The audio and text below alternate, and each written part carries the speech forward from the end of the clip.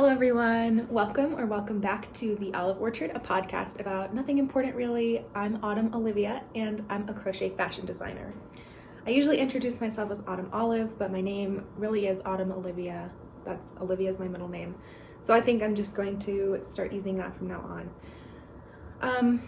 My bus driver in middle school was also a baker, and so one evening on my birthday, she drove the school bus to my house and brought me a meringue pie. I think it was a coconut meringue pie, but it was just kind of cool and surreal.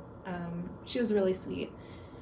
And yeah, I just had my 24th birthday on February 11th. Today is February 26th. Thanks for tuning into my little radio show. Hope you're doing all right. If you are watching this today, you'll see that I'm wearing my Canada Goose cardigan, and if you are listening, I'm going to give you a little sneak peek. This cardigan pattern got released in last year on March 4th, so since the 1-year birthday is coming up, I made this huge tapestry of all 25 birds that are included in the pattern. So yeah, I took some fun photos with that, and I did my makeup with like drawn on lower lashes, so I kind of look like a crazy wild turkey, but we're going with it. So yeah, as I said, I just celebrated my birthday and I was able to get a pattern released on my birthday, which was really fun. That was the Vintage Kitchen Sweaters pullover pattern, and it's just been a blast, it's really popular, people love it, and it was certainly fun to be able to release it on my birthday, and huge thanks to all my pattern testers, and I am rolling with the flow, working on another full pattern right now, also to commemorate the Duck Duck Goose cardigan pattern. I am making Pocket Full of Posies cardigan pattern, which is going to have 25 different flower species. And right now I'm working on a lavender colored lightweight cardigan, and it's got Lily of the Valley in the pocket, and I'm holding it up if you're watching, but yeah, it's coming out so sweet and so delicate.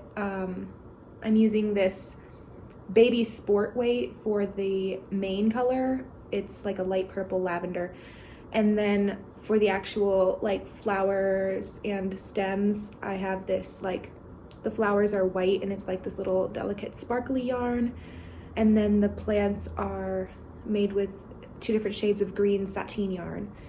And I posted on my Instagram story that my fatal flaw as a designer is that I never know, 75% of the time I have no idea what yarn I'm using. I know that the purple one that I'm using right now, it's Bernat Baby Sport in the color lavender. But the other 3, the 2 sateen colors and the sparkly color, I literally don't know what they are,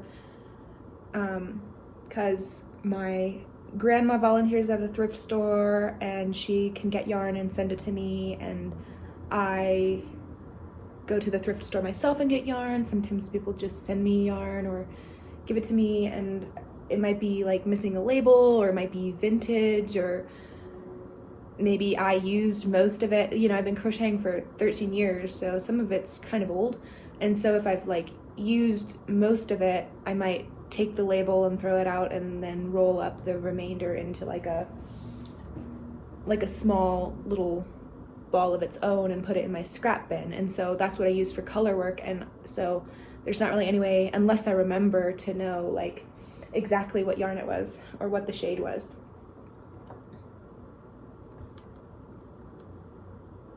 I also, for my birthday, I treated myself to some new crochet hooks.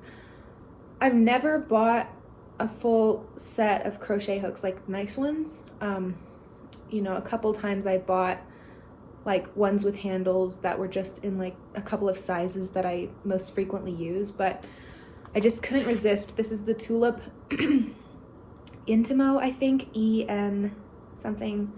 They're red, and it's like the metal part has like a matte powder coating finish, and so it really does glide through the yarn really well. And it comes with like this little carrying case. I only put 2 hooks in here because most of the time I use 5mm, and then I was using 4mm for my bird tapestry, but it's got like a little pin cushion for your needles, and I put my scissors in here and my little tape measure, and it's just like this little folding pouch, and it's really nice. Kind of pricey, but like I said, it was a birthday present for myself, and in all my years I've never, treated myself to a nice set of crochet hooks, so I feel like it was about time. So yeah, I'm going to start on the second panel of my Lily of the Valley cardigan. I have one front panel done, and then also the back panel done, and the weight 3 yarn is working up really nice. It's working up right to gauge, at least for me. I use a very relaxed tension for my sweaters and cardigans, but it's almost a little bit sheer. If you're watching, you can see, but I'm loving this, and I think it's gonna be really beautiful.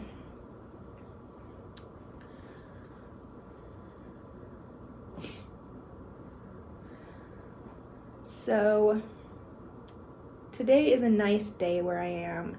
It's a little bit windy outside, but it is sunny, and even though it's sunny, it's kind of cold, so I'm drinking a warm mug of coffee. And my dog Moose is here in the room with me, but he is on sedatives because he just got his surgery to get fixed, well, about a week ago.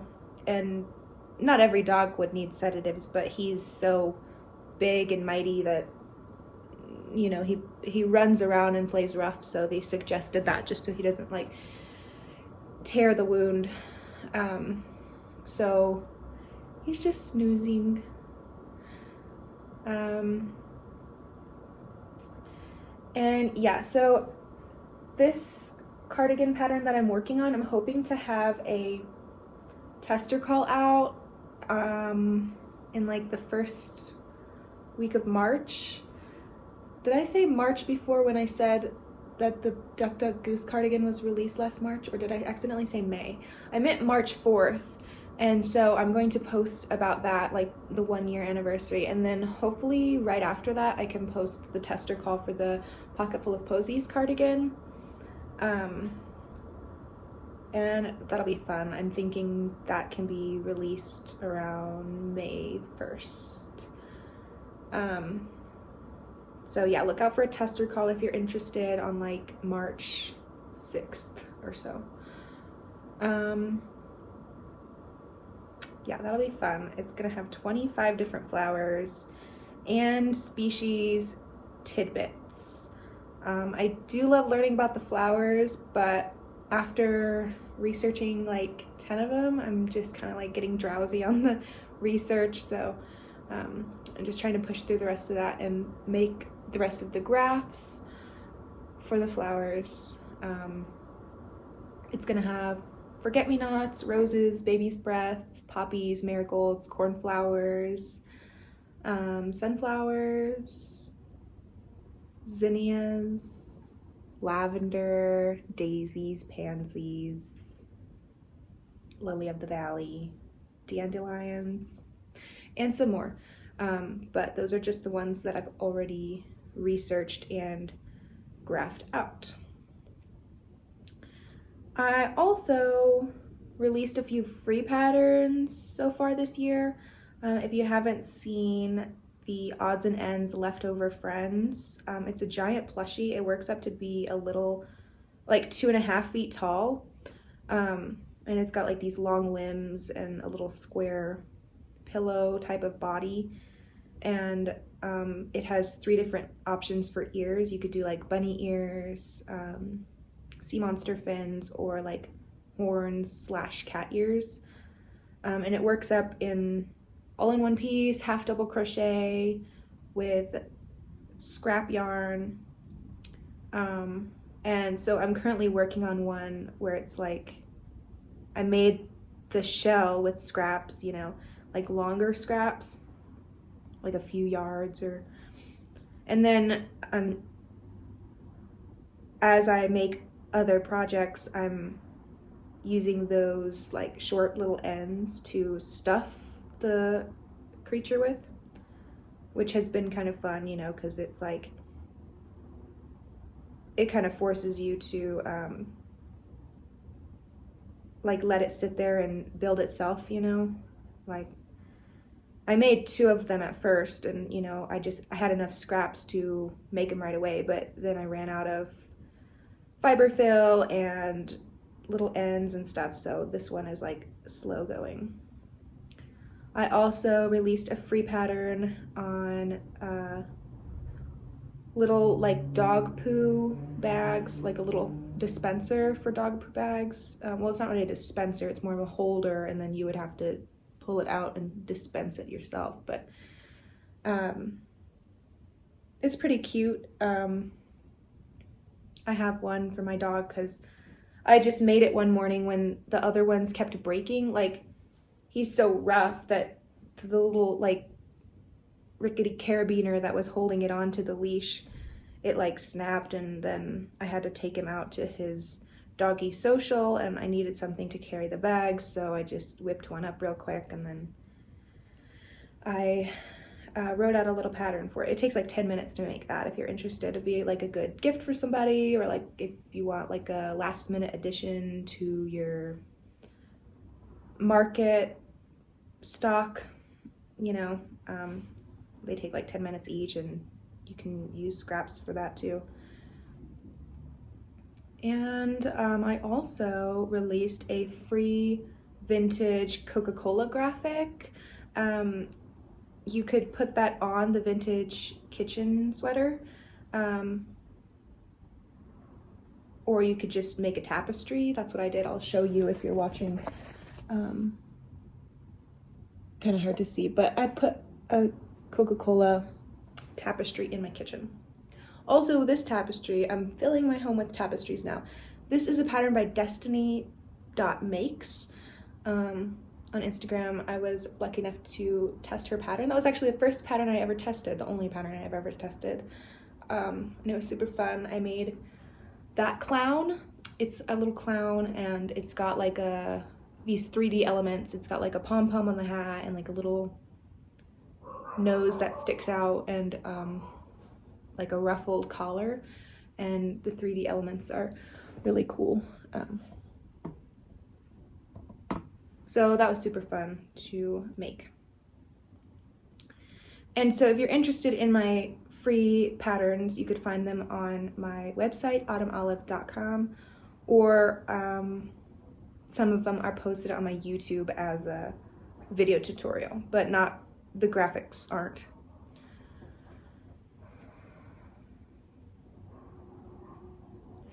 Also, so we have the Duck Duck Goose cardigan pattern, and in a couple of months we'll have the Pocket Full of Posies cardigan pattern. And then I was gonna just do the Pocket Full of Posies with flowers, plants, and mushrooms, but there are just so many different flowers, and I mean different plants and mushrooms as well, that I was like, I need to just dedicate the flowers to their own. And so I'm still on the fence about whether I want to include the mushrooms and plants together in one pattern or also separate patterns. So I think I might just do separate patterns for all of them. And so like if I were to do the mushroom one, I'm not sure. I'm still working on a name for that, for both of them, but I'm in a toss-up between Oh My Fungi or Fungus Among Us. I'm thinking Oh My Fungi, because Fungus Among Us is like, I don't know, it doesn't really sit right with me. And then for like the one with the plants, I've been trying to think of something for that. I was really bummed at first to separate everything because Duck Duck Goose is like a kid's game, right? And Pocket Full of Posies is like a kid's song / a kid's game. You know, kids would hold hands and like spin around and then fall at the end of the song. So I guess it's a game or a song or whatever. So I was like, that's perfect. Like they go hand in hand. But I could not think of any kind of like kids references for like plants or mushrooms. So please let me know if you have any ideas as far as that goes.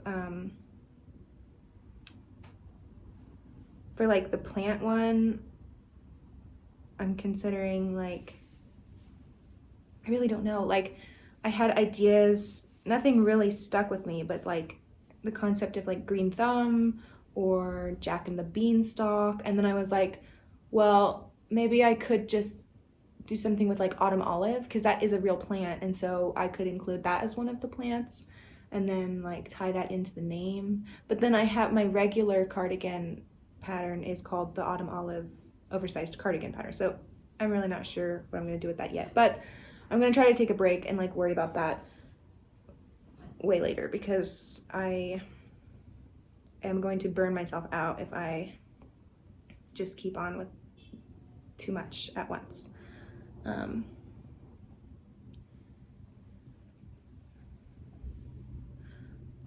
then lastly,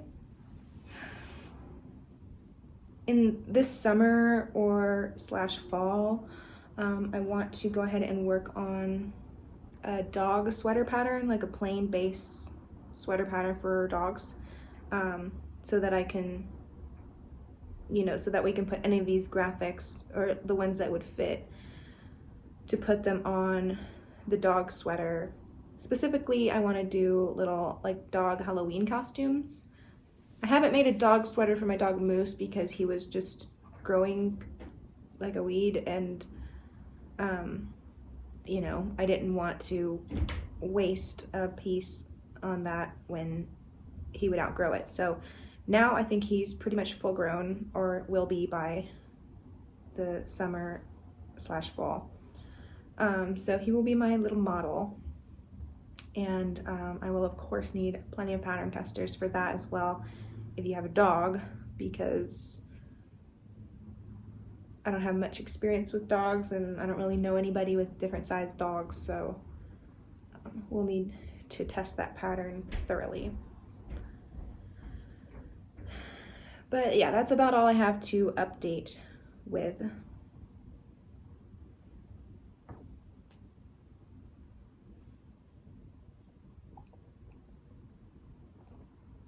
So I'm going to get into some recommendations. First recommendation is something to eat. This is like a little salad that I came up with or threw together or whatever. It's cherry tomatoes cut in half and cucumbers like cut into little pieces about the same size, and then imitation crab cut into like the same size, or if you get this kind that's already in little chunks. And for the first time I tried like mozzarella pearls. They're like smaller than a grape, and they're pretty good, little mozzarella pearls in the salad, and then optional like sliced almonds on top. And it's really good. It's a nice filling salad with no lettuce. I mean, the whole mixture would be great on lettuce or like in like with pasta to make like a pasta salad. But it's also good on its own. I just put a little bit of pepper and seasoned salt on it, but it would probably be good with like balsamic dressing or something like that. I just don't have any at the moment. But yeah, that's what I've been throwing together.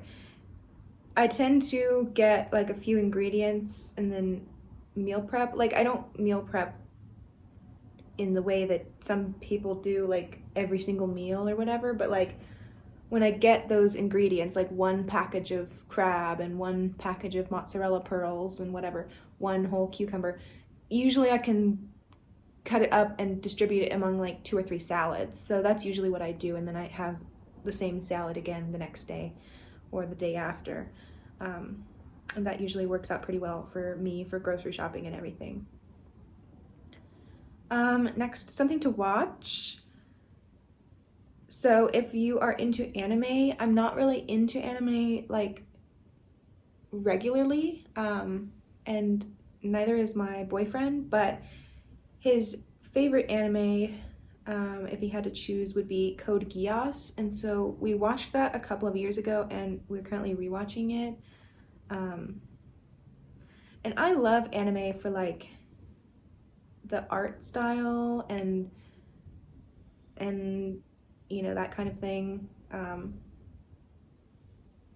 But I do, you know, a lot of times I feel like when people are fans of anime, then they're not so much fans of like American style cartoons, or vice versa. But I'm more of a fan of American style cartoons, like just to watch in general, mainly because there's so many animes and there's like mixed reviews and I just don't know where to begin. But so the only animes that I've really watched were Code Geass and then Death Note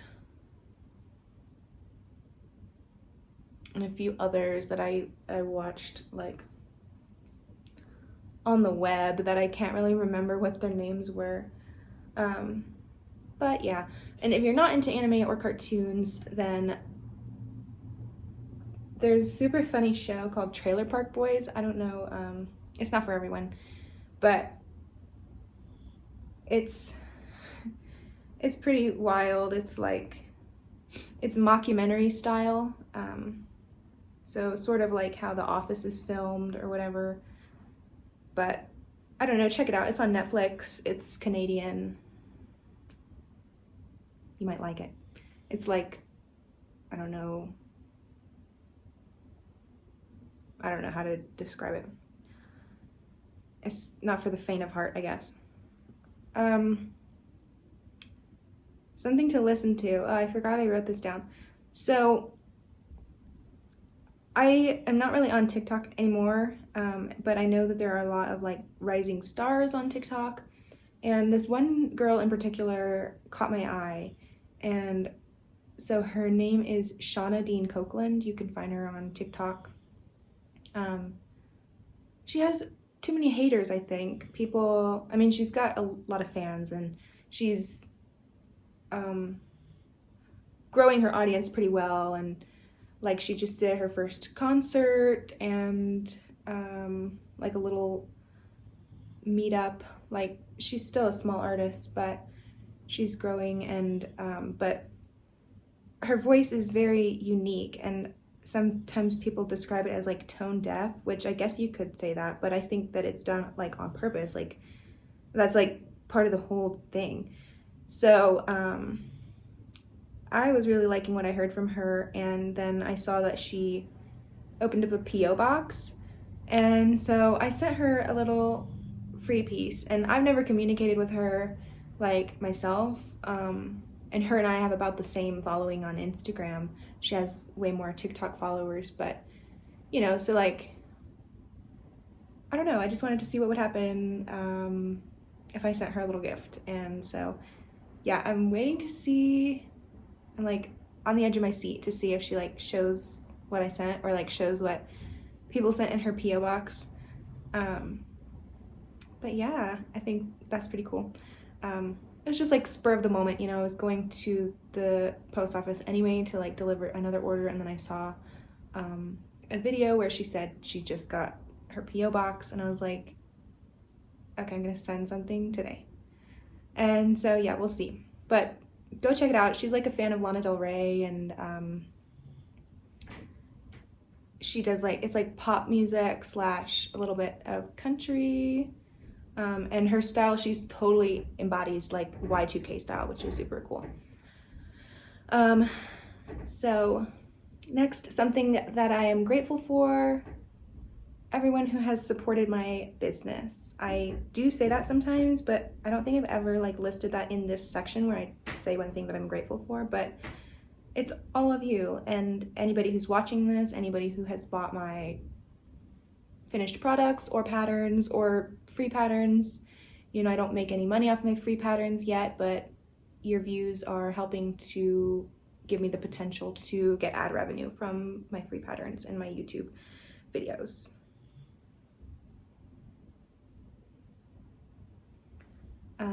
So thank you very much.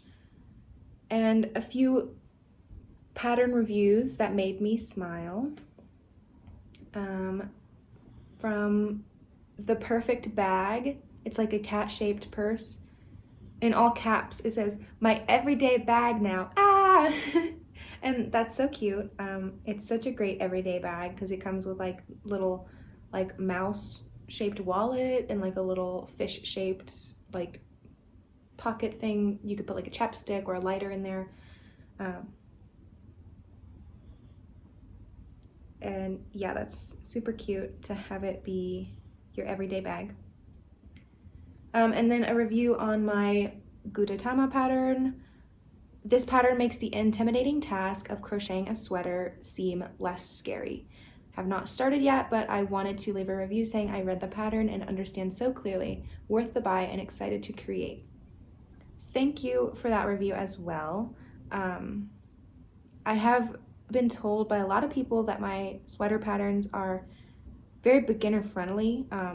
You know, as long as you know how to do color work or you're familiar with that. Oh, I wanted to mention this. I did update, so with the Vintage Kitchen pullover release, a lot of updates got made to the just general pattern itself, you know, some clarifications, tutorial videos linked, extensive color work instructions. And I also updated the rest of my pullover patterns, so the Mabel collection 1 and 2, the Adventure Time collection, the Gudetama and Koi Pond, the Care Bear sweater. So if you bought any of my pullover patterns before, I think it was February 14th or 13th, it'll say on the pages where you can apply to get the updated version. But you can go to my website and go to, I think it's under further links, updated patterns, or I'll post it again soon on my Instagram to get to the Google Doc. But yeah, if you want the updated copies, you can just fill out the Google Doc, and then I'm periodically sending out the emails for that. So yeah, and I'm planning to do the same with the cardigans. I just need to do a video tutorial with this, and then those will be updated as well.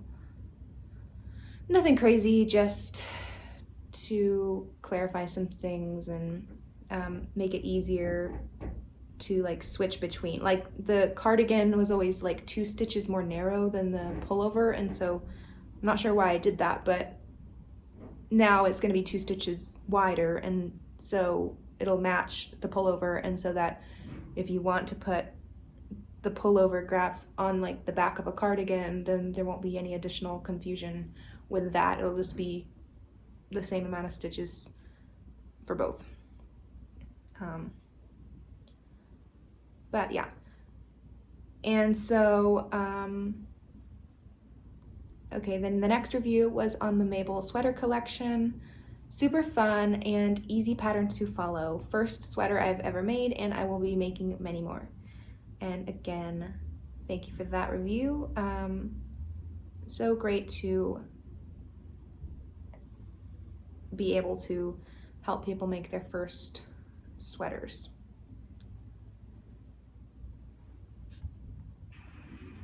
So, okay, I'm going to get into the topic now. I'm going to talk about like creative motivation and like social media in the creative sphere. And then after this, I'm going to answer, I didn't get many questions, but just a few from my Instagram related to this topic and otherwise. So a lot of times people ask me, like, how do I stay motivated? And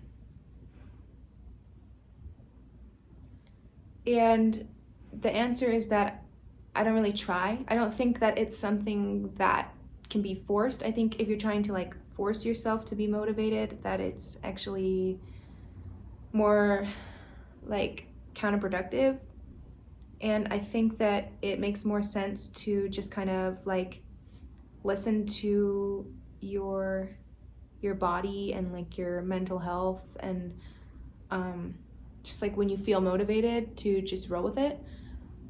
Because like for me, it fluctuates quite a lot. Like this year, I released a pattern and then I turned around and like I'm starting another pattern, and then and like I'm doing all of these updates to my patterns, and like I've redone my website, and I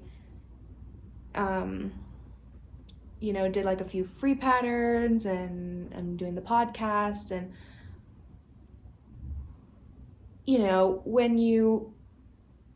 if you're following me and you see that, you're gonna forget that there was a good 8 months last year that I was not motivated, and I was hardly like doing anything. I was hardly on social media. I was hardly interacting with anybody. I was hardly posting. I was hardly making anything new. I was just like occasionally posting like old photos of like old things.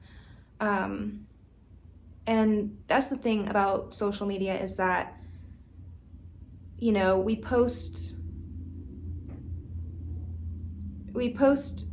all the good things, and that's kind of like what you gravitate towards. So like, of course I felt bad when I was unmotivated and everything, but nobody is like thinking about that. They're seeing me now, and they're seeing me like just coming out with like new things every other week, and they think, wow, she is motivated like to the max. How do you stay motivated? And well, that's just it. I don't stay motivated. But it's like, for you, it might be one day you feel motivated, one day you don't, or like you feel motivated for a whole week, and then there's like 3 days where you don't feel motivated or whatever. But for me, it tends to be like these extreme polar opposites, where it's like right now I have all these ideas floating around in my head, and I feel like I'm tripping over my own feet trying to like get them all done. Like first thing in the morning, I want to start on like, whether it's like digital stuff or like making a project, like that's the first thing I want to do. I'm staying up late, working on things, and losing sleep over it.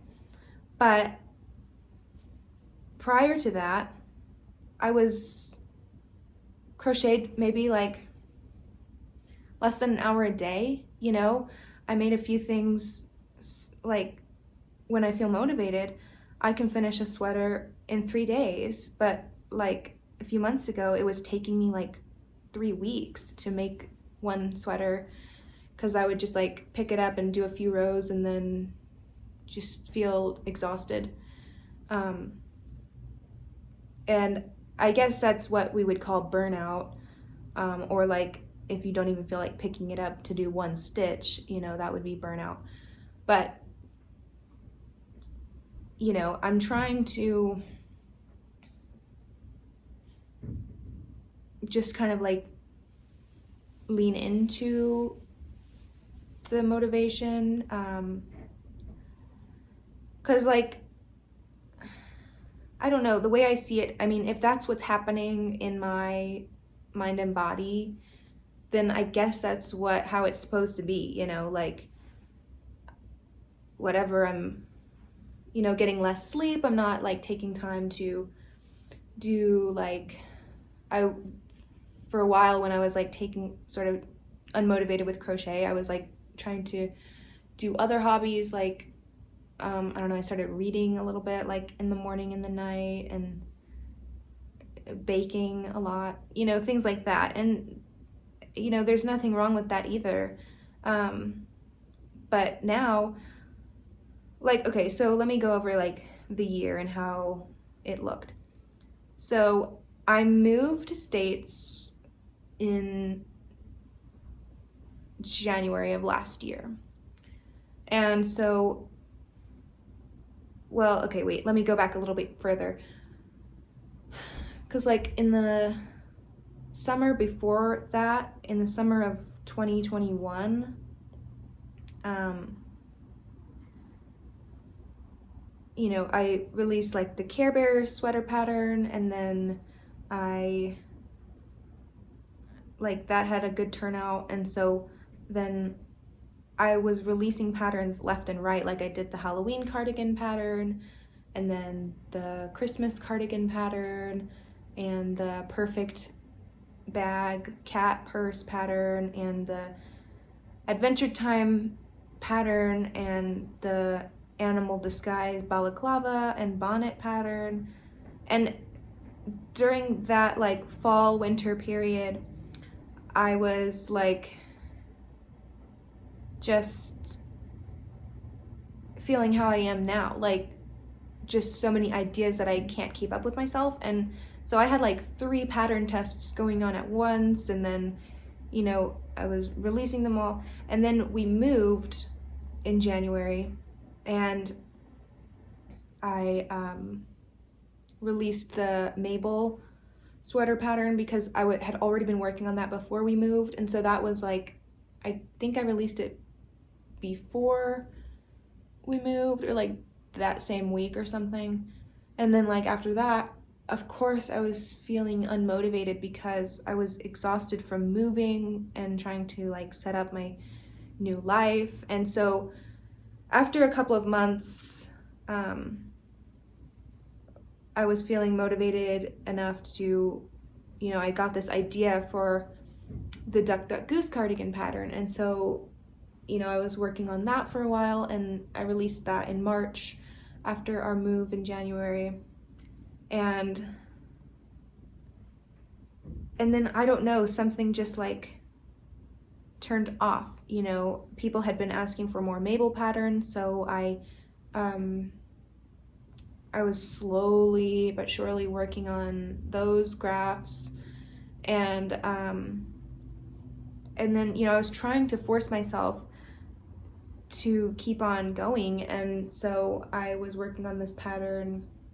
It's called the Festone halter top, I think, Festone couture halter top. And I mean, it's beautiful. It has like a button up turtleneck collar and like a corset laced back. But I was just not like in it. And so when I did the pattern test, like I just felt so low energy, and I apologized like a million times in that pattern test. I was like, I don't know what's going on, but like I just am not feeling like chipper, you know. And so then after that, I don't think, you know, after that I was like kind of trying to like work on the podcast, but also trying to like go build a social life, and then trying to like establish some free patterns. So like I was a little bit all over the place, kind of felt like a little bit spotty, and like just, you know, I was still like trying to work, but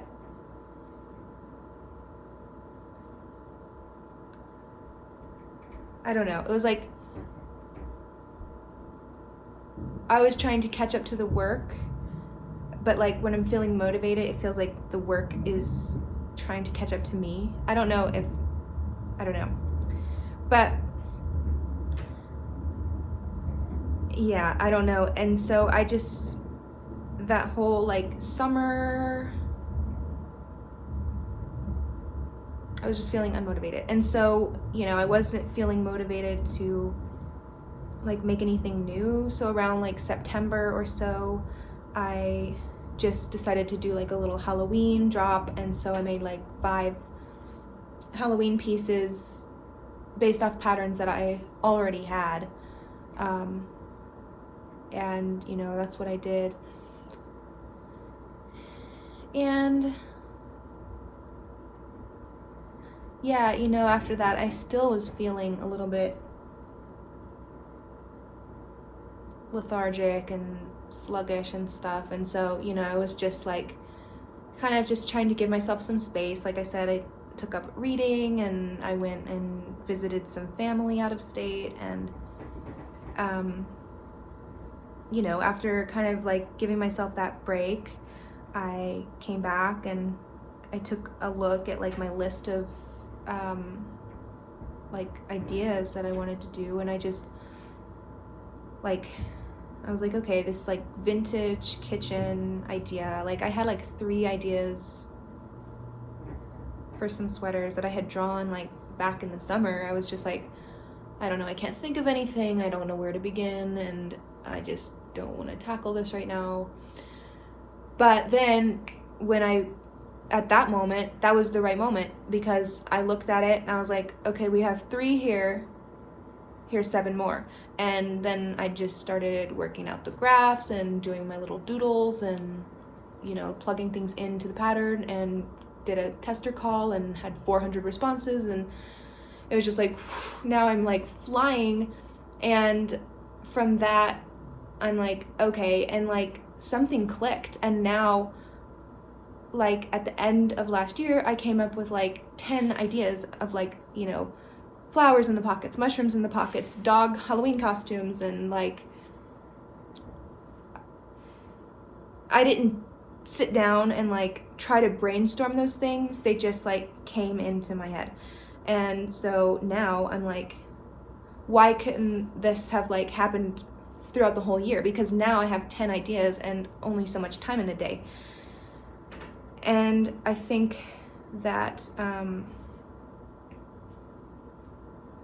it's only natural, you know, like, I mean, things might be different for you, but that's kind of how it's been, you know, like at the end of, I mean, it seems like it's a pattern, because at the end of last summer, that's when I had like all those ideas for like the Halloween cardigan, the Christmas cardigan, the cat purse, the Adventure Time sweaters, and the Adventure Time hats. And, you know, I don't know. So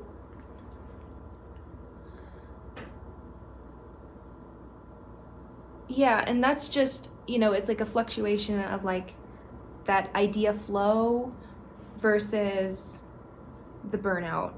And I don't really know if there's anything that we can do to change that or fight that. Or, you know, if it's coming differently to you, and you might just have to like deal with it.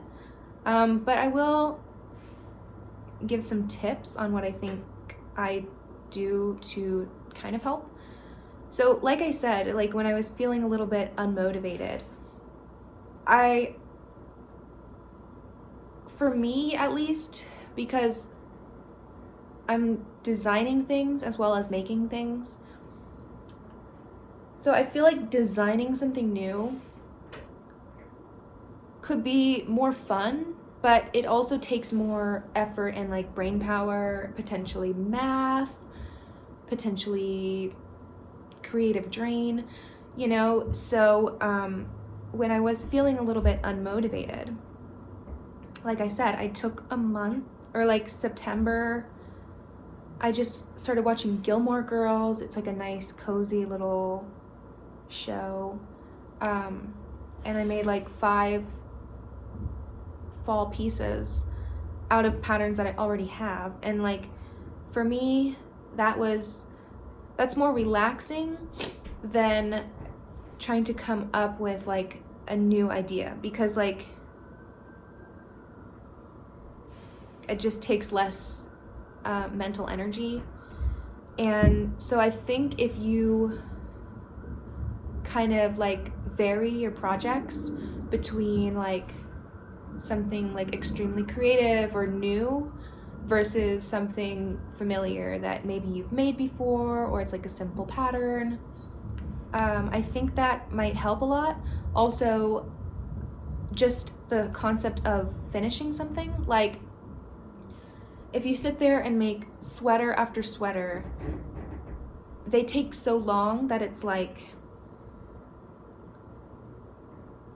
kind of could feel never ending. So I think maybe if you're having an issue with that, you could, make a sweater, and then the next thing you make can be something a lot smaller, like a hat or like a little plushie, or something like that, just so that you can have that quick like hit of accomplishment. And I think that can help us to feel motivated. And going off of that, I don't like to have too many works in progress, because I feel like that is a huge like way to discourage yourself. Because like in the past, I've been crocheting since I was like 10, and I was always one to have like a million works in progress. Like I would just start something and then get bored of it, and then it would just sit there connected to the skein of yarn, and I wouldn't think twice about it until I needed to use that color of yarn. And then I'm like, well, this is a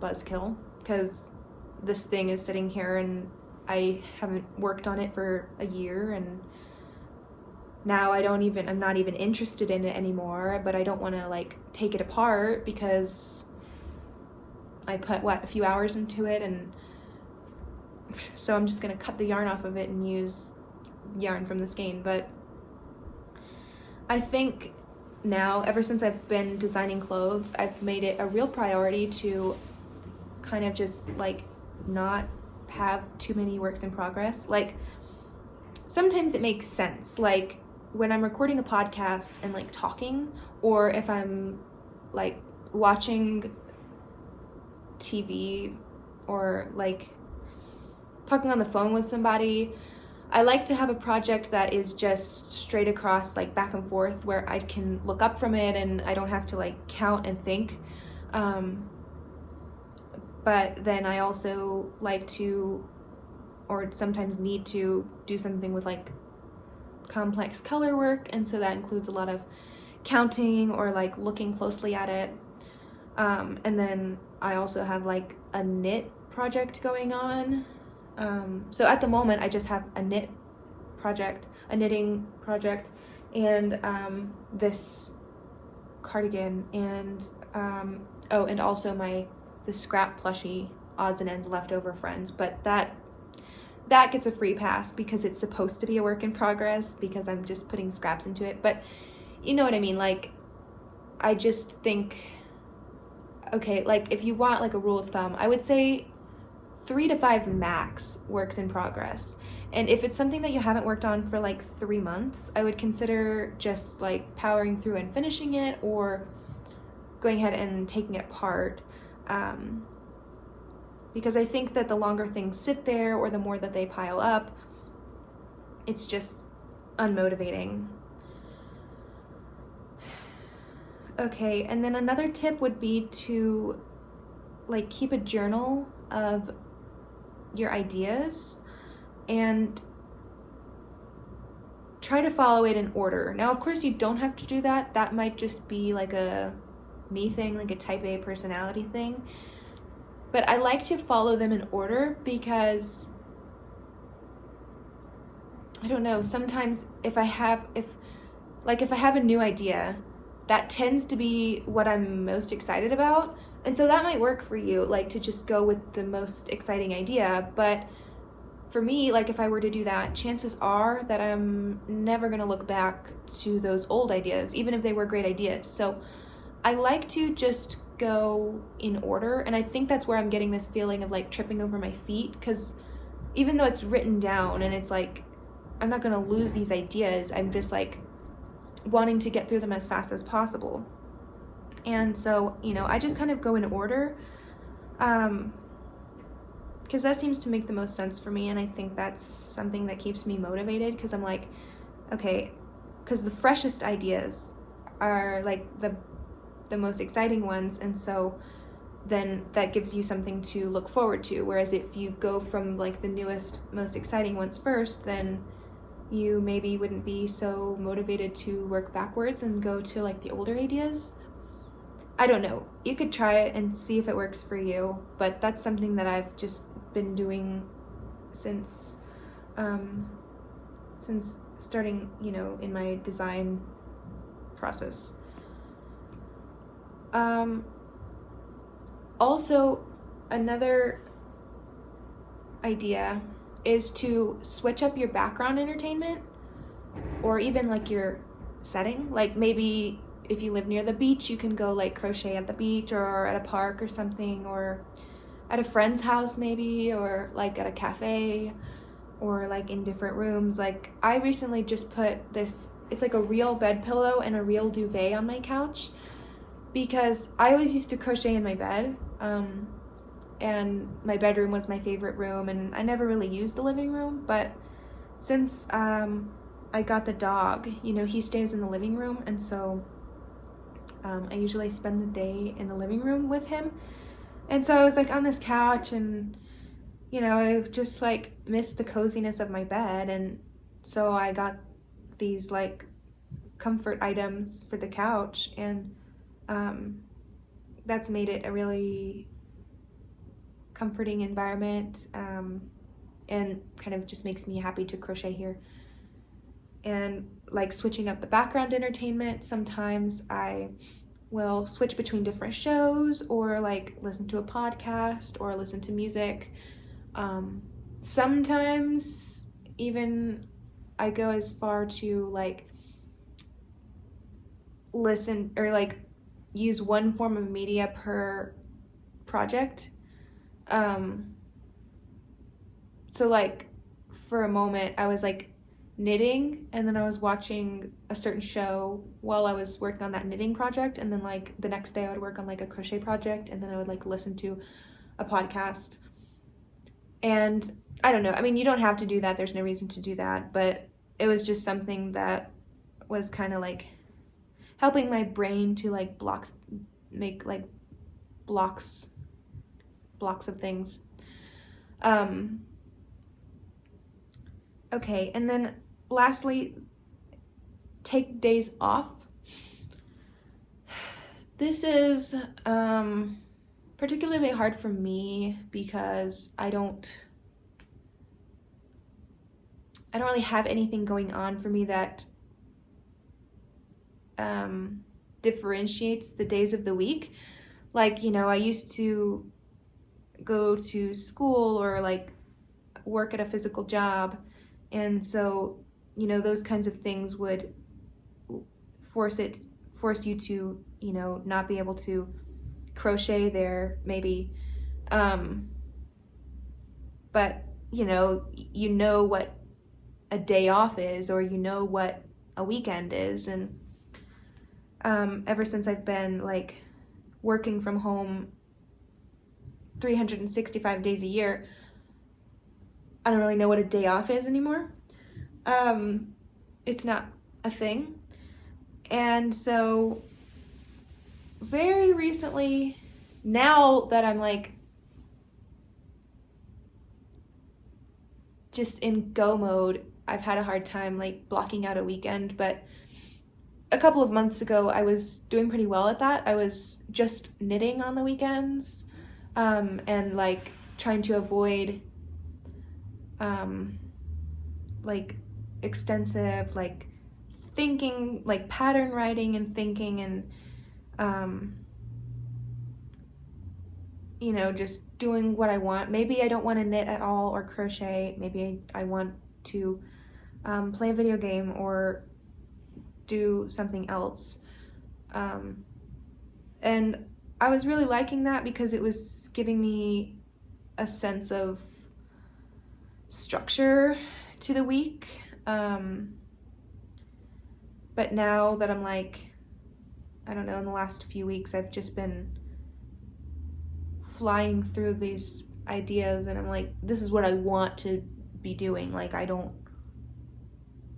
want to take a break. I just want to get through these ideas. So I don't know whether I should try to force myself to take a break, or, because this is what I feel like I want to be doing right now. Like, I'm enjoying making this cardigan, and I'm enjoying researching the flowers and stuff, and so I'm like, this is what I want to be doing. So, like, I don't know, but maybe it would be beneficial to, I mean, certainly you need to take breaks, like physical breaks and like stretch and stuff, but I mean, like, take a day off where you just like put your crochet basket in the closet and just do something else for like a day or two or a weekend or whatever.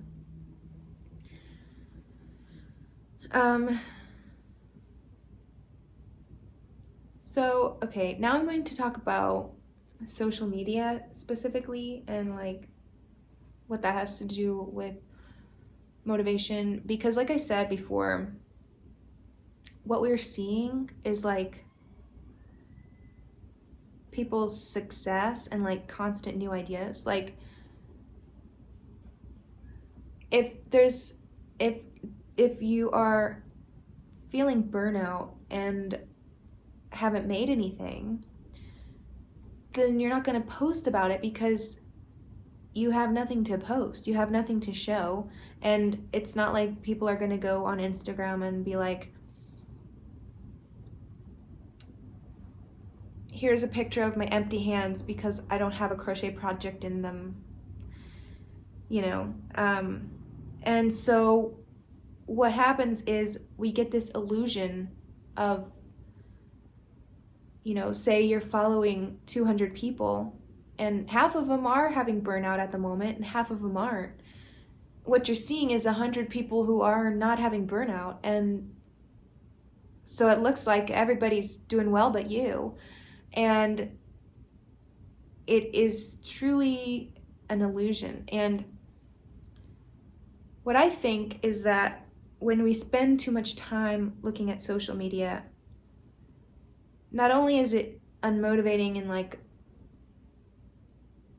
in, a metaphorical sense, but also a physical sense, because social media is designed to be addictive, and you can easily spend a few hours just like on social media. Maybe not like all at once, but like, if you wake up and you spend 15 minutes on it, and then you spend another 15 minutes after breakfast and whatever, throughout the day, you can easily spend a few hours on social media. And when you think about it, it's taking away your motivation in that literal sense as well, because that's hours in your day that you could have been not only crocheting, but just doing something for your well-being, getting outside, or, trying a new recipe or something like that, but when we spend so much time looking at the phone, it's like,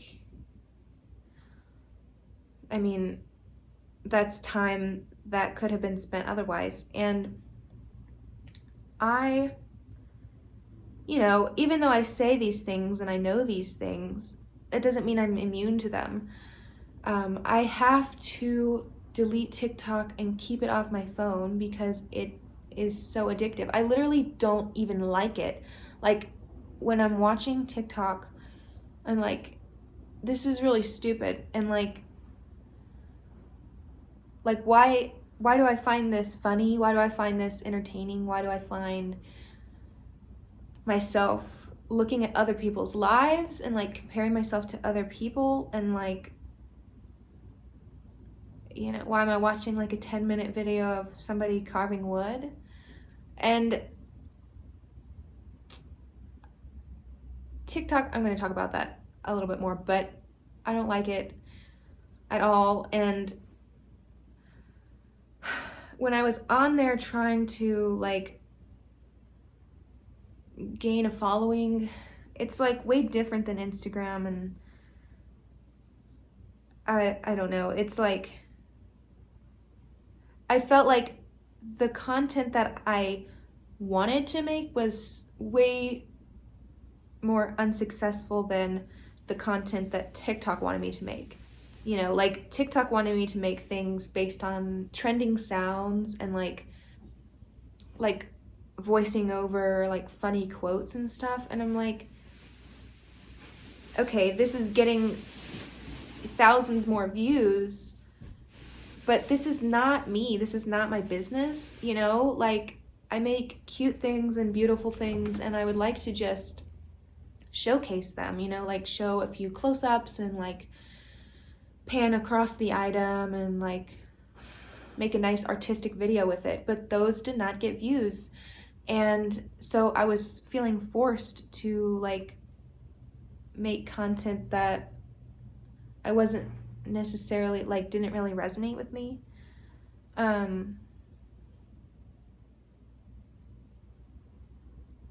But I don't know. And also, like, when you look at social media too much,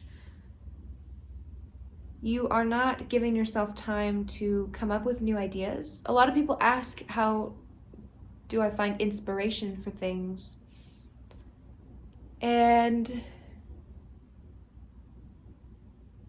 it tends to be from observing the real world, like the dog Halloween costumes idea. I have a dog, and I've been taking him to this dog training facility, and during Halloween time they had like a little Halloween event, and hundreds of dogs were there in like various different costumes. Like there was like a black and white poodle with like salt and pepper costumes, and it was just so cute. And you know, so there's that. And then like these flowers in the pockets, I mean, that was kind of an idea that was in the back of my mind for a while, but on my birthday, which was on February 11th, right before Valentine's Day, what I wanted to do was go to the grocery store, walk to the grocery store and pick out some flowers with my boyfriend.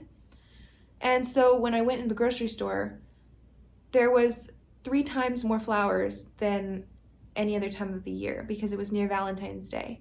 And so first of all, I was like, lucky me, you know, I get the best pick of the flowers. But it was also like so beautiful because if you stood in the middle of it, there was nothing but flowers surrounding. Like they had tall shelves of flowers. You know, usually the floral department is like 10 square feet, you know. But this was like 3 times that, you know, like they moved all the food that's usually there. Like when you first walk in, they moved that and they put flowers there.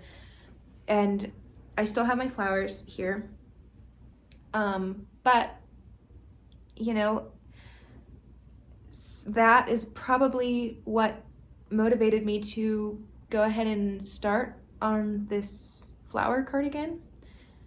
And like the birds in the pockets, I don't remember what inspired me to do that, but I probably saw something about ducks and whatever. I know it was like I was thinking about ducks or geese in the pockets, and then from there it just spiraled out into 25 different birds. But I think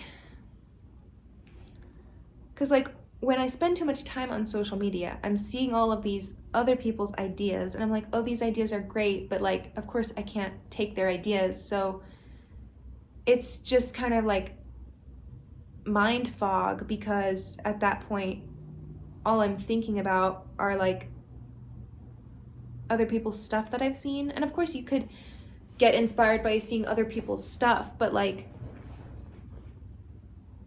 too much of it is kind of like where's the time to come up with your own ideas, you know? So I think if social media feels like it's a problem to you, like I said, it's designed to be addictive. There's nothing wrong with you if you feel like you're addicted to it or overusing it or anything like that.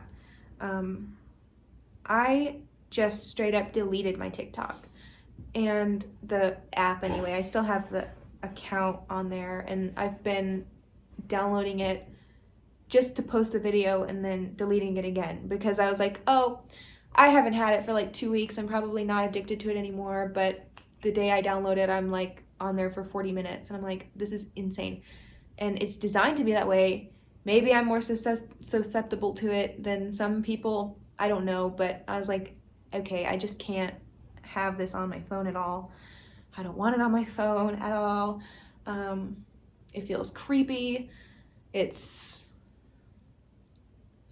whatever. So yeah, I just downloaded it, posted a video, and then deleted it again. And I've been doing that for all of the reels and videos that I made for the vintage kitchen sweaters that I made. And yeah, but so if you feel like you need some kind of break from social media, I would suggest either, you don't have to necessarily delete the app unless you have to, like I did with TikTok, but what you could do is turn off some of the notifications. So like getting a notification for every single like or every single follower, it seems a little bit excessive. And so I turned those types of notifications off, and like also notifications about like so-and-so posted a new reel or whatever, like come see what's new on TikTok today. You can turn those notifications off and just stick to like notify me about comments or direct messages. Or you can set app time limits, which is pretty helpful, because if you've never set time limits on an app before, you could easily bypass it. Like if you needed to get back in the app, you can bypass it. Or if it's too easy to bypass, you could just set a password. Or if you need some extreme measure, you can have your friend set a password or something and whatever. But what's good about the app limits is that it will tell you like when you have 5 minutes remaining for the day. So like say that you were just going to be honest with yourself and you were like, okay, I'm going to stick to 1 hour of TikTok and that's it. So you go on TikTok and throughout the day you end up spending 55 minutes. Then it'll tell you that you have 5 minutes remaining. And then at that point you could say, okay, well, I'm going to get off the app and just use the rest of the 5 minutes to like check it a couple more times before bed. And you could do it that way.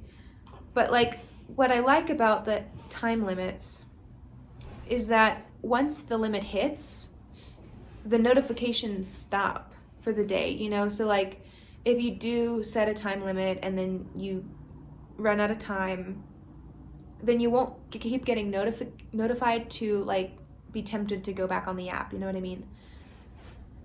So doing one of those things might help you a little bit, because sometimes the apps, especially TikTok, penalize you for deleting the app. So like on TikTok, you have all these drafts. I don't know if it's the same on Instagram, like you can have drafts on Instagram, but on TikTok, when you delete the app, you also delete all your drafts and you cannot recover them. And so, you know, I don't think I had that many drafts to begin with, but it's part of their scheme to keep you on the app and to keep you from deleting it, because they're like, well, people love to keep drafts, so like why would they want to delete the drafts and delete the app, you know, as well as other things that they do to make it more addictive. You know, that's just one of them. And when you spend time off the app or delete the app, then it just kills your views. Like I didn't have TikTok for, I don't know, a few weeks. And so when I downloaded again to post my vintage kitchen sweaters, I literally had 0 views for the first like day. And then the next day it was at like 30 views. And like before I had deleted the app, I would get, I don't know, a few hundred, sometimes a few thousand on a video on average. So it really did penalize me for abandoning it. Like, and I hate it so much that I do not even care. If my Instagram did that, I would be a little bit sad. But like TikTok, I was like, oh, this is hilarious, you know? This is too far, you know.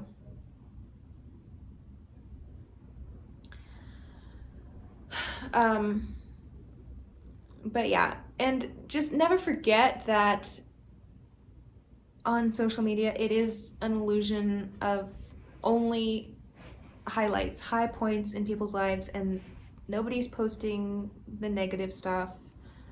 You know, maybe sometimes they do, like, just for fun, like, oh, look at me, I had to, like, undo 10 rows or whatever. But, you know, nobody's posting, like, when they're depressed and can't pick up their project or whatever. Some people do, and that's admirable, but most of the time we're not, because we don't want to bum other people out or whatever, or like make ourselves, maybe we feel like it makes us look lazy or something.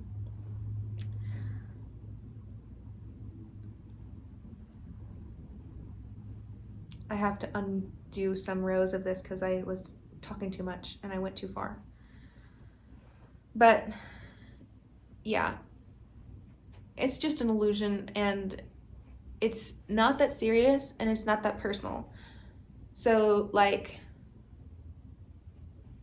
it's literally like a game. Like, social media is not that serious. Oh my god, Moose is all up in my space and knocking things down.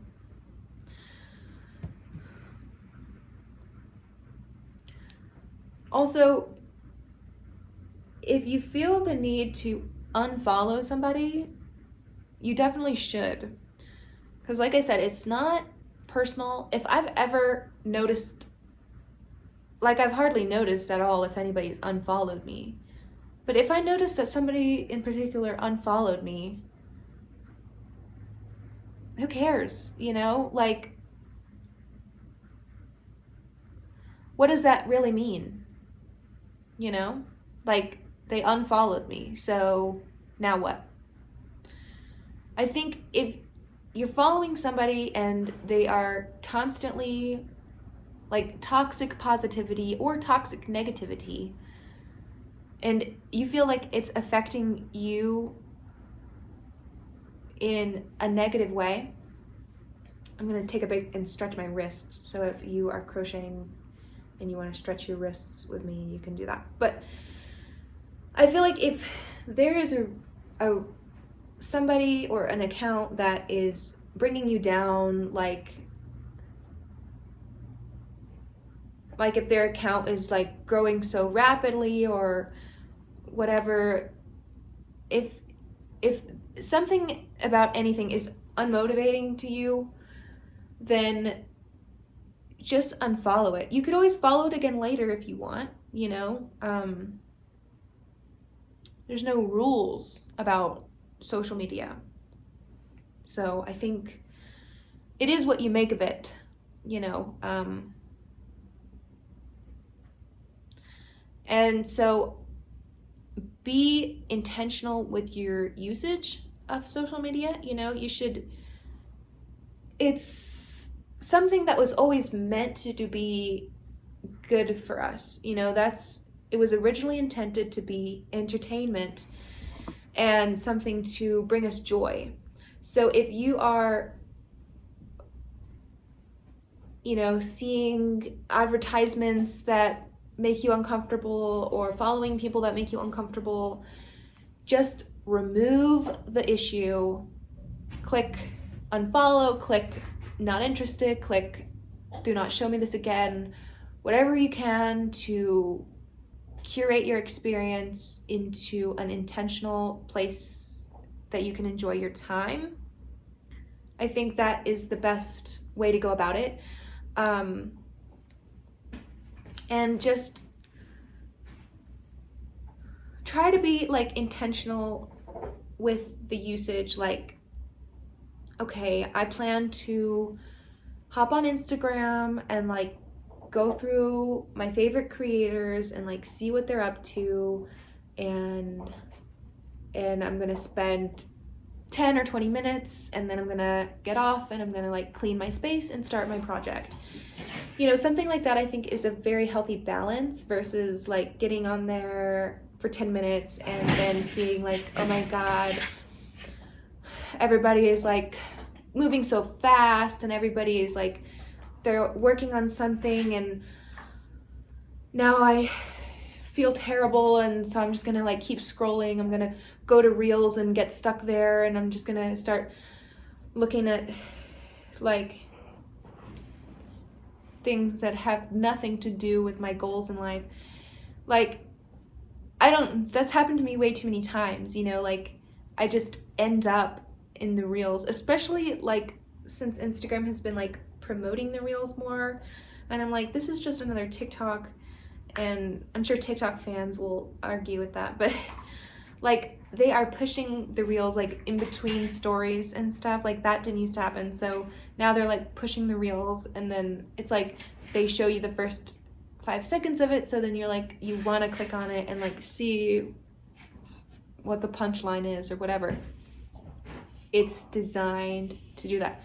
So you just have to be intentional. You know, I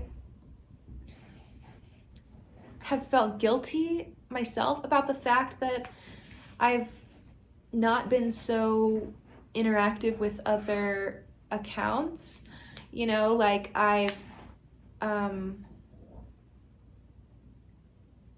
if I don't feel like looking at everybody else's success, then I just won't.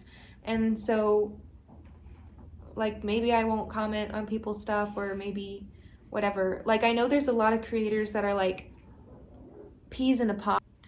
There's a lot of creators that are like hanging out together, or like going to meet up, or like they're constantly tagging each other, and I don't have anybody like that, and I think that it's okay. You know, sometimes I'm like, oh, you know, I wish that I had like that kind of partnership going on, but then at the same time I'm like glad that I don't, because like my social capabilities are about as sporadic as my motivation, as I was explaining before. Like sometimes I'm like, let's hang out for like 2 months straight, and then I'm like, I don't want to see anybody for the rest of the year.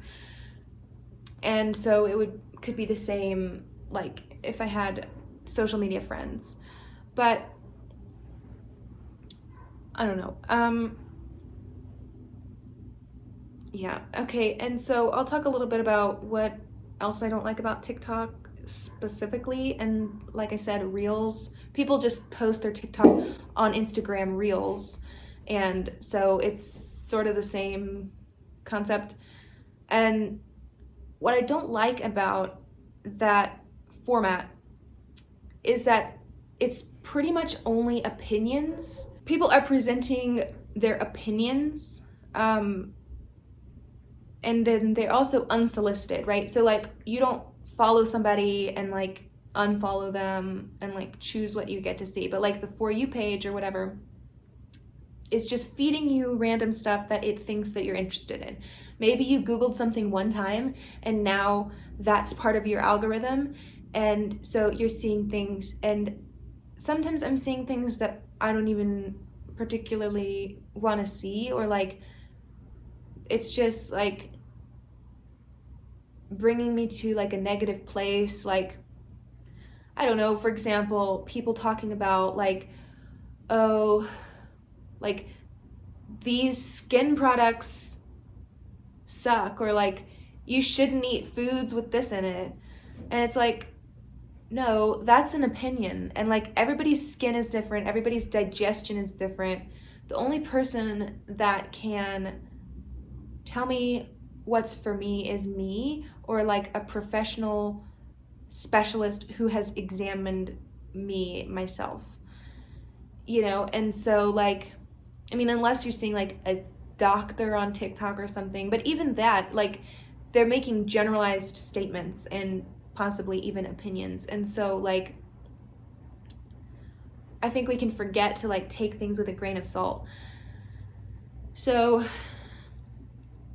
yeah, and like the amount of storefront, like Amazon storefront influencing, like people are influencing. Like if I say, this is an amazing crochet set, like it's linked on my Amazon storefront, go buy it, I love this set, but I don't have an Amazon storefront. And when I was telling you about this, it was from the bottom of my heart. But sometimes people are trying to influence you to buy things just so they can get a cut. And maybe they don't even like the product. Maybe they just got sent the product for free and they were required to tell you how great it was. You know, we don't think about these things, and we just see the product and we see it being used and we assume that it's great because somebody tells us that it is. But you can never know for sure if it's genuine or just a money grab. I think also, like, the way, like I said, TikTok was like kind of trying to force me to like hop on trends and stuff, and it forces a lot of people to do that. And I think that the trends and like the trending sounds, you know, it's like short clips, sped up music. They're meant to get stuck in your head. They're meant to like keep you coming back to the app. And it provides like this false sense of community, like, oh, we all get this because like we're on TikTok, and like we all get this, like this is hilarious, you know, like moose. Yeah, and then like I said, just the penalization for time off or deleting the app, and also like brainwashing is what I want to call it, but like not brainwashing in like that extreme sense, or like how cults will brainwash people, but like the addictive nature of it is like it does like numb your brain, or it's like a form of escapism, or it's a distraction. And so it's like one of the easiest things you can do, you know, is to sit there and like scroll through endless content, and it's mind numbing and thought easing, and you know, so I would go as far to say that it's brainwashing. I don't know, maybe there even is something more sinister going on.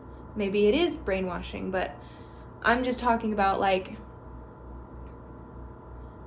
at least in my experience, you know, when I feel like I'm addicted to something like that, then when I stop scrolling, and then I try to like do something creative or productive, it's like feels 10 times harder because I just got through with an hour of doing nothing, you know what I mean? So to me, it feels better if I just avoid it entirely, and you know, stick to what makes me happy in the long run, which is like creating something, or you know, cleaning up my space or whatever. And then if I feel like I need a break from that to do something like more wholesome and fulfilling, like go for a walk with my dog, or you know, bake something or whatever, something that's still a little bit more enriching than scrolling through TikTok. And I'm not trying to say like, oh, you should never scroll through social media, or you should never like use your phone to take a break. I'm just saying that it's designed to keep you there, and for some people it may be more of a problem than others, and sometimes the best solution is to try to avoid it in some instances. So yeah, so I guess that's all I have to say about the main topic. I don't know, I was gonna try to do more color work on this cardigan, but I can't really think about the color work and talk like I'm really into this discussion, so I'm just gonna do these questions and not crochet for the rest of this episode. So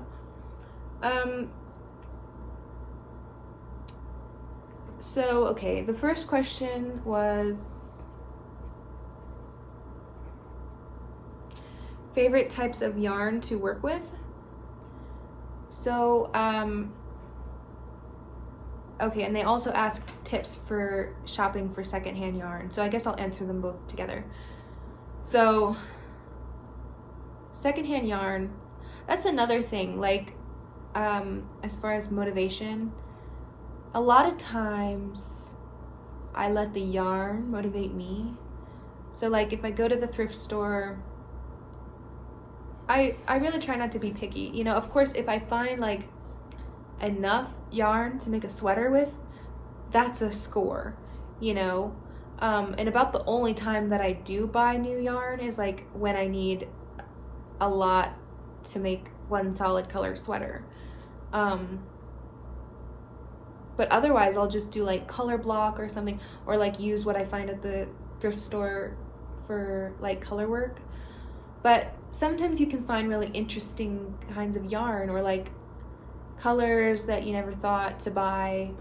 And so sometimes that in itself can motivate me to come up with a new idea. But tips on shopping for secondhand yarn, I mean, just to go frequently and to kind of think outside the box. Like,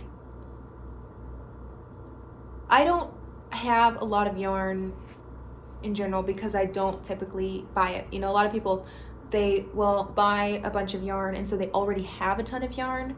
And so for that, I wouldn't say to just like go buy all of the yarn that you can make use of at the thrift store. But like for me, I don't have a ton of like store-bought yarn, so I will go to the thrift store and like just buy a bunch. Like I found this baby yarn, and I've never even heard of this brand, Mary Maxim.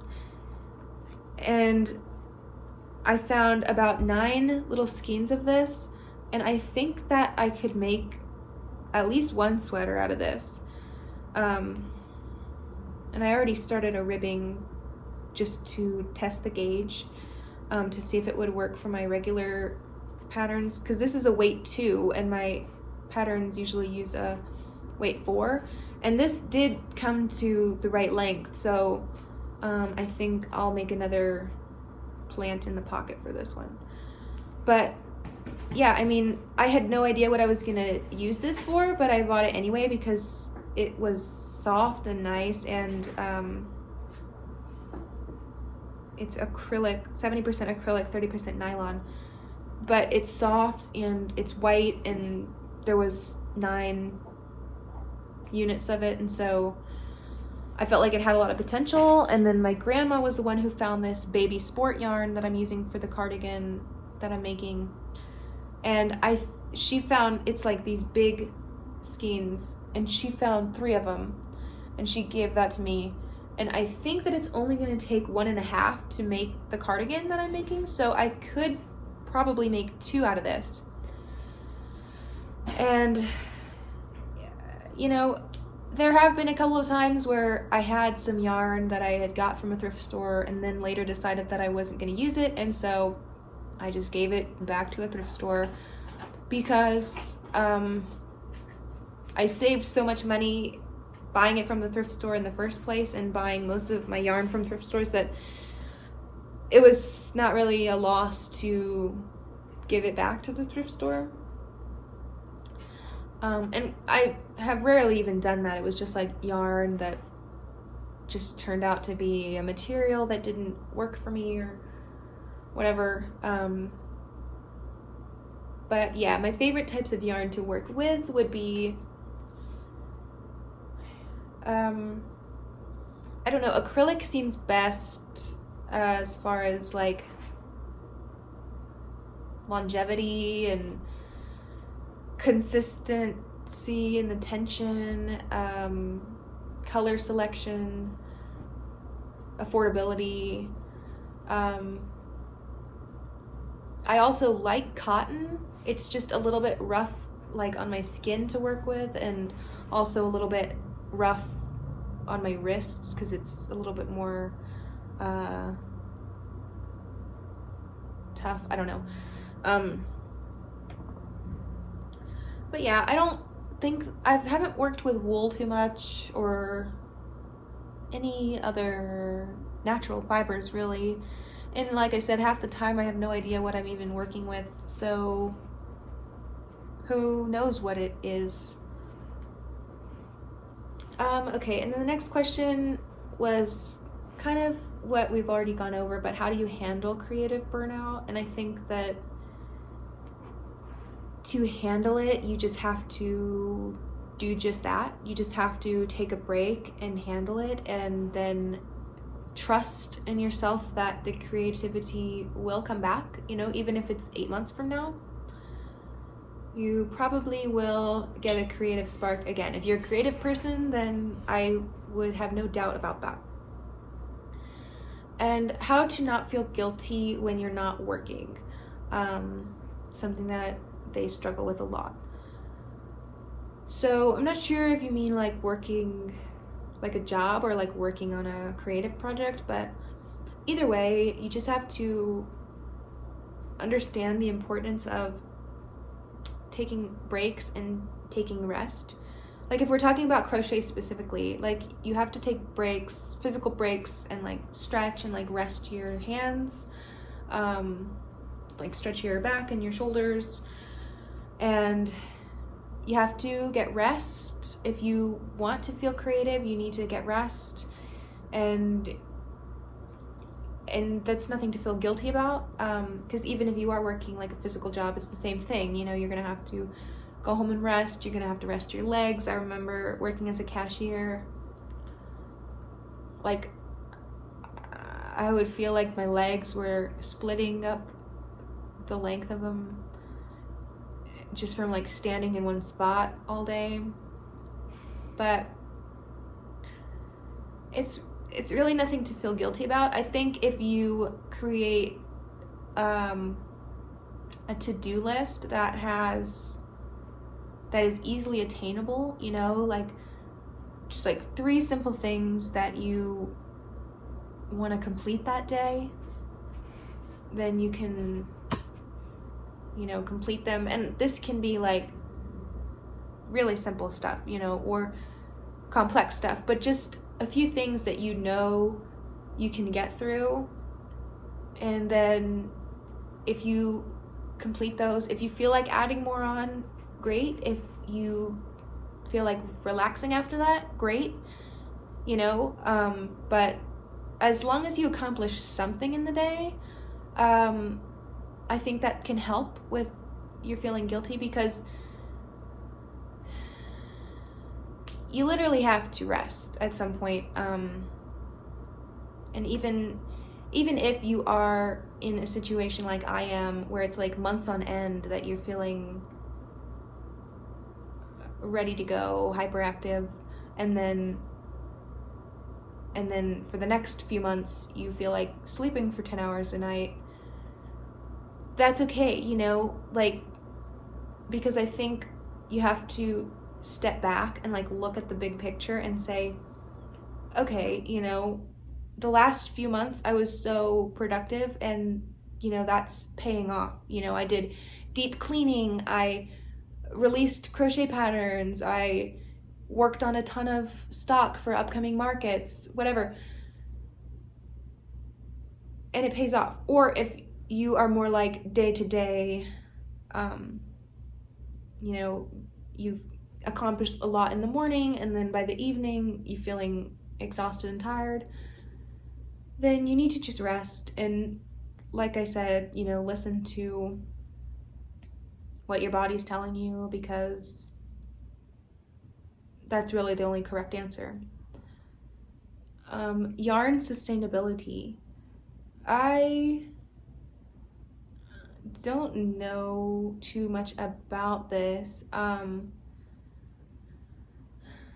Yarn sustainability. I would just suggest to thrift when you can.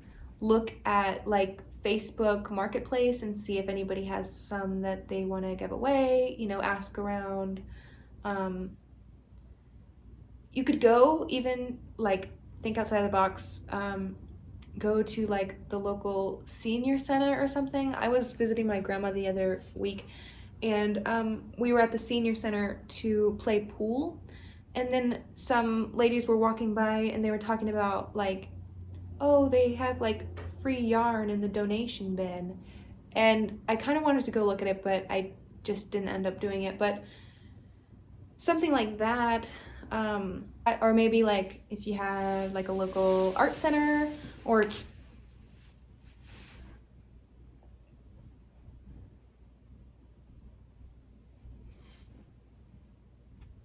I'm sure that there's some kind of community program that could be used to recycle yarn, or maybe if you find like a local knitting club or crafting club, maybe they have like a yarn trade. So like if you have yarn that you don't want, like I said, I just might give it back to the thrift store, but maybe there's some kind of program where you can like trade off with people, like with yarn that you don't want, and maybe they have some that you do want. As far as like materials, I don't know. I mean, if you're gonna buy something new, probably it's best to get like natural materials, but you can never know for sure. Like you'd have to actually research the brand, because perhaps they aren't getting the materials sustainably anyway, even if it is acrylic versus bamboo or something.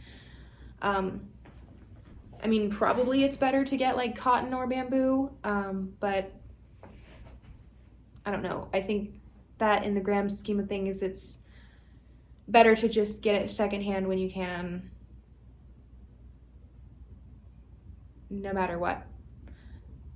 Okay, how to wash and dry crochet items. So, first of all, the packaging should say if it's machine washable. And if you're like me and lose all the packaging, I think the best way to go about things, see, it's never good to overwash your clothes anyway. In many other countries and cultures, they don't overwash things, or like maybe they don't even have washing machines. But we tend to like wash things after wearing them one time. And that's not sustainable in itself, because you end up wearing your clothes out faster. Like, unless it's stained or like smelly, you can just wear it again, and like, you know, hang it up overnight and it'll air out or whatever. And like jeans especially, like jeans aren't even supposed to be washed so frequently, but like we tend to wash jeans after like 1 or 2 times, when I think that they're supposed to only be washed like every like 8 times you wear them. Or, you know, at least that's how I grew up. And so my point is, when I wear crochet stuff, I try to avoid getting it dirty in the first place. Like, I will wear like an undershirt so that I'm not like sweating directly on to the piece, or you know, maybe do my makeup after I put it on, and then take my makeup off. Like if it's like a tight sweater or something, then I don't want to get makeup all over it. I don't wear that much makeup anyway, but you see what I mean. And you know, maybe if you're wearing something under it, you can take it off before you eat, to avoid accidentally spilling food on it or whatever. So, you know, I tend to try to not wash things that frequently anyway. And like, if you wash something that's crocheted too much, then what can happen is over time, like the stitches will maybe get felted together. And so basically my rule of thumb is like, since sometimes I don't even know what material I'm working with, is to put it in a pillowcase or a laundry bag, which a laundry bag is something that you can get from any, like the grocery store or the Dollar Tree, which I recently saw it referred to as 5 quarters because they changed it from $1 to $1.25. But you know, just like a mesh laundry bag. And the reason that I do that is to just reduce the friction against like the other fabrics in the machine, or like my washer has like the middle piece that spins, it's got these like spiral plastic wings, and at the bottom the wings have like a sharp corner. So like even regular like sweatpants and stuff will sometimes get caught on that like little corner. And so I would like to avoid any crochet projects from snagging on that, or like, you know, on a button of another garment, or like a jean zipper or something. You know, so I just put them in the bag for protection, and then like wash them on cold with like a gentle cycle with like a gentle detergent, and then in the dryer on the same thing, like on a tumble dryer. What's best is if you can just hand wash the piece and let it air dry, or gently machine wash and let it air dry. In Colorado, it's so dry here that we can air dry something in the house, and then it will be dry in 12 hours. So I think we are lucky for that, except the downside is that maybe you get nosebleeds from how dry it is here. But anyway, I like to air dry things, and so yeah, I mean, that's just pretty much should work for most things, you know. And if you are in doubt and it's yarn that you have, maybe you could even make a little like sample swatch and throw that in the wash and see what happens, if it shrinks or starts to fray. I don't know, you could try that. But if when in doubt, I would just say to hand wash it in the sink or the tub, and then let it air dry. And then last question was, how do you go about making patterns? I feel like if you have ever read and understand a crochet pattern, then you have the seed planted and the potential to write a crochet pattern. This is not something that I studied or went to school for or anything like that. And I also don't just sit down and think, what's a good idea of something that I can make a crochet pattern for? You know, like I've been reading crochet patterns since I was 10 years old. And so they're pretty much all formatted the same way. You know, you get the section on the information and the notes and the materials and the techniques, and from there, then it just tells you step by step what to do. Some of them use more abbreviations than others. Some of them use more explanatory language. But, you know, it's all pretty much the same. It's like sheet music. Like, maybe you know how to read it. Maybe you know how to write it. Is it going to be good? I don't know. It takes practice. So, you know, if you do write a crochet pattern, that's the whole point of like the testing process, is so that you can, maybe you understand it, but does this whole selection of people also understand it? And so, you know, your testers maybe have 5, 10, 20, they can, you know, tell you what parts might need more clarification or what they got stuck on and what they think could be helpful to be included. And, you know, like I said, I don't really like sit down and brainstorm what my next pattern is going to be. It kind of just like comes to me, the idea comes to me. And so, you know, I have gotten into the habit of just trusting that my patterns are going to be well liked. You know, at first I was like designing clothes. I've been crocheting for 13 years, but I haven't been designing clothes for that long. I've been designing clothes for like less than 3 years. And so when I first started designing clothes, I was just designing things that I liked, you know, things that I wanted to have in my closet and whatever. And the only reason that I started making patterns was because people were asking for them. And so what the reoccurring thing started to be was that I would design something new and people would ask for a pattern, and then I would work on the pattern and whatever. Then I was like feeling one step behind because I was like working on a pattern for an old piece and trying to design something new. So nowadays what I do is like I come up with an idea and I'm like, this is like a piece that I want. Like, this is my cardigan, and I have worn this several times to several events, and this is just something that I wanted to have. But when I made this, I also made the pattern for it because I figured that at least one person would want the pattern.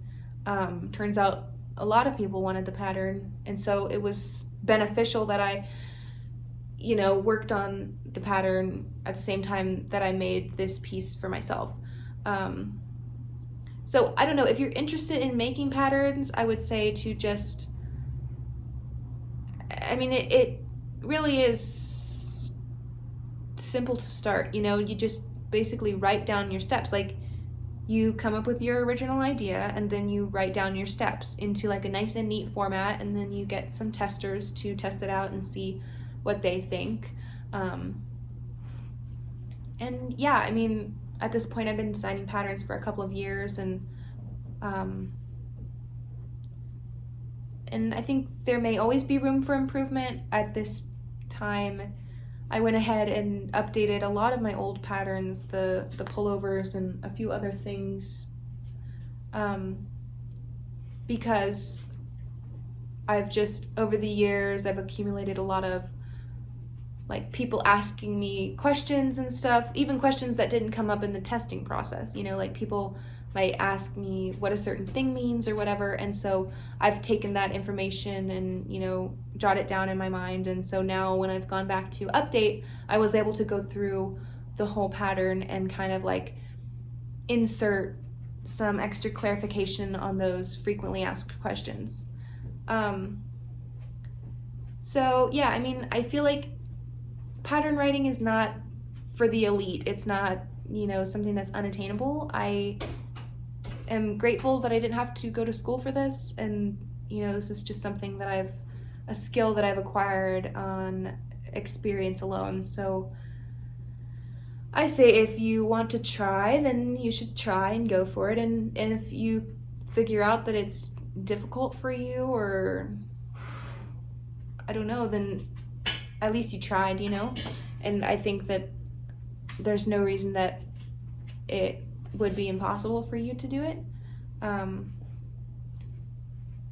But yeah, just keep a list of your ideas and stuff, and I hope that we can all stay motivated when our bodies want us to be.